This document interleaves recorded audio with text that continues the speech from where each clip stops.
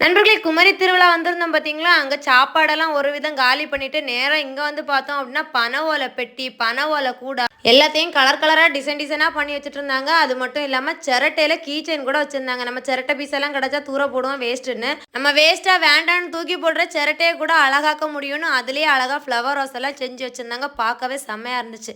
அப்புறம் இயற்கையான உரத்துல விளைஞ்ச பனங்கிழங்கு, அன்னாசி பழம், காய்ச்சல் கிழங்கு, சின்ன காய்ச்சி கிழங்கு பார்த்துருப்பீங்க. இந்த பாட்டி கொஞ்சம் பெரிய காய்ச்சி கிழங்காவே வச்சிருக்காங்க. அதுவும் அவங்க தோட்டத்துல உள்ளது நண்பர்களே. வாழைப்பழம் கூட நெறைய வச்சிருந்தாங்க. யாத்தேன், செந்துளுவன், ரசகதளி. நம்ம கன்னியாகுமரி மாவட்டத்துல மேக்ஸிமம் இல்லாத பொருளே இல்லங்கிற மாதிரி இயற்கையா விளைஞ்ச எத்தனை பொருளும் குமரி திருவிழாவில் கண்காட்சி பொருளாகவும், விற்பனை பொருளாகவும் வச்சிருக்காங்க. உங்களுக்கு வேணுங்கிறத நீங்க வாங்கிக்கலாம். இளநீ நொங்கு கூட இருக்கு. அது மட்டும் இல்லாம பழச்செடிகள் வச்சிருந்தாங்க. வீட்ல நம்ம அழகுக்கு நடக்கூடிய இன்டோர் பிளான்ட்ஸ், அப்புறம் காய்கறிகள் கூட இருந்துச்சு. குமரி திருவிழாவ நேர்ல வந்து பார்க்க முடியாதவங்க இந்த வீடியோ மூலமா பார்த்துருப்பீங்கன்னு நெனைக்கிறேன். நேர்ல வந்து பார்க்கணும்னு நெனைக்கிறவங்க இன்னைக்கு தான் கடைசி நாள். கண்டிப்பா வந்து பாருங்க. என்ட்ரி டிக்கெட் கிடையாது. சரியா? வீடியோ பிடிச்சா லைக் பண்ணிருங்க நண்பர்களே.